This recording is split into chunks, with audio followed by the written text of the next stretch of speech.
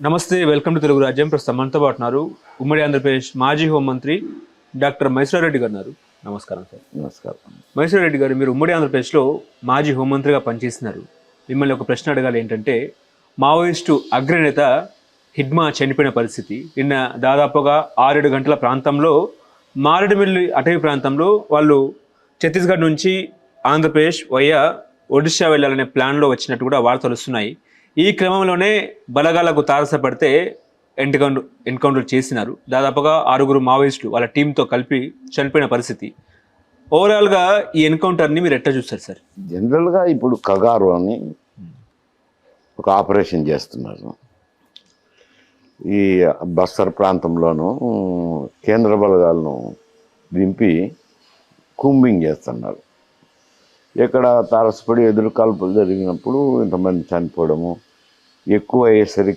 ఒత్తిడి ఎక్కువ అయ్యేసరికి పోలీసులు ఒత్తిడి ఎక్కువ అయ్యే కొద్దీ, పోలీస్ చర్య ఎక్కువ అయ్యే కొద్దీ ఈ సరెండర్ అయ్యే వాళ్ళు చాలామంది అవుతున్నారు. ఇప్పుడు అందులో ఈయన కూడా మోస్ట్ వాంటెడ్ నక్సలైట్. ఈయన కోసం కూడా బలగాలు సెర్చ్ చేస్తున్నారు. బలగాలు సెర్చ్ చేస్తున్నప్పుడు అక్కడి నుంచి మైదాన ప్రాంతాలకు వచ్చి తప్పించుకోవాలని వచ్చినారు. కానీ ఇక్కడ తారసపడి ఆంధ్రప్రదేశ్ పోలీసుల చేతిలో చనిపోయాడు. ఎవరైనా చనిపోవడం అనేది మంచి కార్యక్రమం కాదు. కాకపోతే ఏమవుతుందంటే, ఈ ఉద్యమంలో వచ్చిండే సమస్య, రాజ్యాంగపరంగా మనకు ఓటు హక్కు ద్వారా, ప్రజాస్వామ్యంలో ఓటు హక్కు ద్వారా అధికారం వస్తుంది. కానీ తుపాకీ కొట్టడం ద్వారా అధికారం అనేది వాళ్ళ సిద్ధాంతం. అది చట్టానికి, భారత రాజ్యాంగానికి విరుద్ధమైన చర్య. లా అండ్ ఆర్డర్ కిందికి వస్తుంది కాబట్టి, శాంతి భద్రతలు కాపాడాల్సింది ప్రభుత్వ బాధ్యత కాబట్టి ఈ పోలీస్ చర్యలు అవసరమవుతున్నాయి. దీంట్లో ఇప్పుడు ఒత్తిడి ఎక్కువ అయ్యేసరికి కేంద్ర బలగాలు రావడము, కేంద్రం మేము 20వ తేదీ లోపల ఇరాడికేట్ చేస్తాము అని చెప్పడము, ఈ ఒత్తిడిలో ఎక్కువ మంది నాయకులను కూడా కోల్పోవడం జరిగింది. కొందరు నాయకులు సరెండర్ అయినారు, ఒకరిద్దరు మిగిలినారు. తిరుపతి తర్వాత హిడ్మా మిగిలినారు. ఒకరు సరెండర్ అవుతున్నారని వార్తలు వస్తున్నాయి. ఒకరేమో ఎన్కౌంటర్లో చనిపోయినారు. దీంతో ఉద్యమానికి కొంత కోలుకోలేని దెబ్బ వాళ్ళకి. అంటే మోడీ అమిత్ షా గారి టార్గెట్ ఏంటంటే, ఏప్రిల్లో ఆపరేషన్ కగార్ ఆయన ప్రారంభించినారు. డిఆర్జీ బలగాలు, ఆక్టోబస్ బలగాలతో కలిపి కూడా ఈ ఆపరేషన్లో ఏంటంటే కర్రెగుట్టనే వాళ్ళు ఎంచుకున్నారు. ఆపరేషన్ కర్రెగుట్ట అని చెప్పేసి. ఆ కర్రెగుట్టలో అగ్రనేత హిడ్మా గురించే వాళ్ళ టార్గెట్, మెయిన్ హిడ్మా టార్గెట్. అతను ఖచ్చితంగా ఎలిమినేట్ చేయాలని చెప్పేసి కూడా ఎప్పటి నుంచి వాళ్ళు కంకణం కట్టుకుంటే, ఈ మెల్లోజుల వేణుగోపాల్ లాంటి వ్యక్తులేమో సరెండర్ అన్న దిశలో కూడా వాళ్ళు ప్రభుత్వానికి విన్నపం చేసినారు. అదే తరహా కూడా వాళ్ళు ప్రభుత్వం నుంచి కూడా ఎటువంటి రెస్పాన్స్ అవ్వకపోతే వాళ్ళు సరెండర్ అయిన పరిస్థితి. దట్టు ఈ కేసులో ముఖ్యంగా హిడ్మాను ఎలిమినేట్ చేస్తే తప్ప మావోయిస్టు ఉద్యమం అంతం కాదు అని చెప్పేసి కూడా ఇటు పోలీసులు భావిస్తున్న క్రమంలో ఇప్పుడు హిడ్మా అంతమైనారు కాబట్టి ఇప్పుడు మావోయిస్టు ఉద్యమం పూర్తిగా కూడా నిర్వీర్యమయ్యే అవకాశం లేకపోలేదంటారా? అంటే కొంత మేరకు దెబ్బే వాళ్ళ ఉద్యమానికి, వాళ్ళు నమ్మిన సిద్ధాంతానికి కొంత దెబ్బే. ఈ దెబ్బ నుంచి ఇంకా ఉంటారు కదా, ఇంకా అక్కడక్కడ కొన్ని గ్రూపులు, అవి కూడా సరెండర్ కావాల్సిందే ఉంది. సరెండర్ అవ్వడమో, ఎలిమినేషన్ ప్రాసెస్లో పోవడమో జరుగుతుంది. జరిగినప్పుడు మొత్తం మీద వీకెన్ అయింది, అంటే ఉద్యమం వీకెన్ అయింది. ఇప్పుడు ఈ ఆపరేషన్ కగార్లో కేంద్ర ప్రభుత్వం సక్సెస్ అయిందని అనుకోవచ్చా పూర్తి స్థాయిలో? అంటే కొద్ది కాలం వేసి చూస్తే కనుక ఎలాంటి ఆపరేషన్స్ లేకపోతే విజయవంతం అయినట్టే కదా. అంటే వాళ్ళ టార్గెట్ ఏంటంటే, అమిత్ షా గారి టార్గెట్ మార్చి 21, 26 కల్లా పూర్తి స్థాయిలో కూడా నక్సలిజమే లేకుండా చేస్తామన్నట్టు కూడా వాళ్ళు ఎప్పటి నుంచో కంకణం కట్టుకున్నారు. ఆ దిశగానే కూడా ఇటు రాష్ట్ర ప్రభుత్వాల సమన్వయంతో కేంద్ర ప్రభుత్వం ఈ రకంగా ముందుకెళ్ళింది అనుకోవచ్చా? అవును, అంతే కదా. రాష్ట్ర ప్రభుత్వాల సమన్వయం ఉండాల్సిందే. కేంద్రం సీరియస్గా తీసుకున్నది ఈ వ్యవహారాన్ని.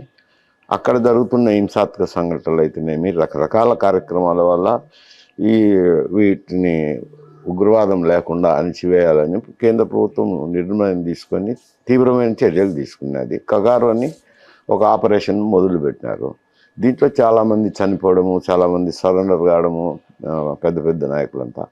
అందులో ఈడ్మా ఒకరు, తిరుపతి ఒకరు సరెండర్ కాకుండా ఉన్నారు. ఇప్పుడు తిరుపతి ఏమో సరెండర్ అవుతారనే వార్తలు వస్తున్నాయి. హిడ్మా చనిపోయినారు. కొంచెం దెబ్బే, ఆ ఉద్యమానికి దెబ్బే. మీరు హోమ్ మినిస్టర్గా ఉన్నప్పుడు ఈ సాంకేతిక ఉండేనా అప్పుడు? ఇవి ఉండేటే పాతవే, ఇవి అన్ని పద్ధతులు కొత్తవేం కాదు. ఈ ఇంటెలిజెన్స్ బ్రాంచి రకరకాల ఆపరేషన్స్లో వాళ్ళ ఇన్ఫర్మేషన్ తెచ్చుకోవడము, ఇవి సేమ్ అంతే. అది ఇంకా కొత్తదనం ఏముంటుంది? లా అండ్ ఆర్డర్ మెయింటెనెన్స్లో కొత్తదనం ఏముండదు. అంటే ఎలిమినేట్ చేసేటప్పుడు ఒక ప్రయోగాత్మకంగా ఒక ప్లానింగ్తో ముందుకెళ్తారు. బట్ పౌర సంఘాల నాయకులు, అదేవిధంగా ఇటు కమ్యూనిస్టు భావజనం ఉన్న వ్యక్తులు ఏమంటారు అంటే, ఇది లేదు, ఇది బూటకపు ఎన్కౌంటర్ అన్నట్టు కూడా మాట్లాడుతున్నారు. బూటకపు ఎన్కౌంటర్ చేస్తారా అనేది కూడా చర్చ నడుస్తూ ఉంది. మీరేమంటారు సార్? ఇప్పుడు ఇద్దరు ఆయుధాలు కలిగి ఉండరు. ఎవరు ముందు కాలుస్తారు, ఎవరు వెనుక కాలుస్తారు అనేది సమస్య కాదు.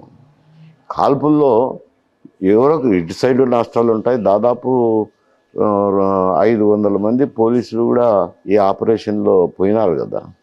5 మంది పోలీసులు కూడా ప్రాణాలు పోయినాయి. ఎవరో ఒకరు బలి అవుతుంటారు అంట. అంటే బూటకపు ఎన్కౌంటర్ లాంటివి, అంటే పట్టుకొని తీసుకొచ్చి కాల్చి తీసుకొచ్చి కాల్చడం అనేది ఉండదులేండి, సహజంగా ఉండదు. అక్కడే ఒకవేళ చేస్తారు అంతే. ఓకే, పట్టుకొని వచ్చి ఏదో జైల్లో పెట్టి మళ్ళీ కాలుస్తారనేది ఏమి ఉండవు. అంటే చిత్రహింసలకు గురి చేసి అవేమి ఉండవు అంట. ఎందుకంటే వాళ్ళ ఆయుధాలు కలిగి ఉంటారు కాబట్టి అంత సులభం కాదు అరెస్ట్ చేయడము. ఇది అంటే వాళ్ళు కేవలం విజయవాడని ఎందుకు ఎంచుకున్నట్టు? విజయవాడ నుంచి వాళ్ళు వేరే దేశాలకు లేకపోతే వేరే రాష్ట్రాలకు వెళ్ళడమా? విజయవాడ వచ్చి షెల్టర్ తీసుకున్నారు. అక్కడ నుంచి ఏదో మైదాన ప్రాంతాల్లో ఉంటే ప్రాణాలకు సేఫ్టీ కదా అని తీసుకున్నారు. అందువల్ల అది ఐడెంటిఫై చేసినారు ఇంటెలిజెన్స్ సోర్సెస్ ద్వారా, పలానా చోట ఉండాలని. అందువల్ల పోయి 50 మందిని కూడా అరెస్ట్ చేశారు. అంటే వాళ్ళ ద్వారా పూర్తిగా ఇన్ఫర్మేషన్ తీసుకొని అక్కడ అరెస్ట్ చేశారు కదా. ఎందుకంటే వాళ్ళ దగ్గర ఆయుధాలు లేవు, వాళ్ళు వేరే పర్పస్ కానీ వచ్చి చేరినారు. అది ఇంటెలిజెన్స్ ఆపరేషన్లో గుర్తించి అరెస్ట్ చేసినారు. Okay, next further civic cases ఎట్లా ఉంటాయి? అంటే కొంచెం ఎట్టయినా దెబ్బ తగిలింది. ఇంకా కొద్ది కాలం వేసి చూస్తే కనుక సంఘటన లేకపోతే ఆ ఉద్యమం తగ్గిపోయినట్టే కదా లెక్క. ఇప్పుడు మీరు హోమ్ మినిస్టర్గా ఉన్నప్పుడు హిడ్మా మోస్ట్ వాంటెడ్ జాబితాలో ఉన్నాడా? అప్పుడు లేదు. సో ఓవరాల్గా అమిత్ షా టార్గెట్ ఫినిష్ అయినట్టే అనుకోవచ్చు.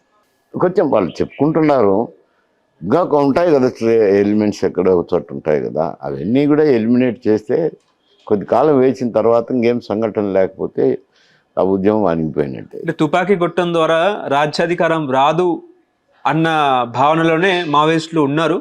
కొంతమంది సరెండర్ అయ్యారు అనుకోవచ్చా?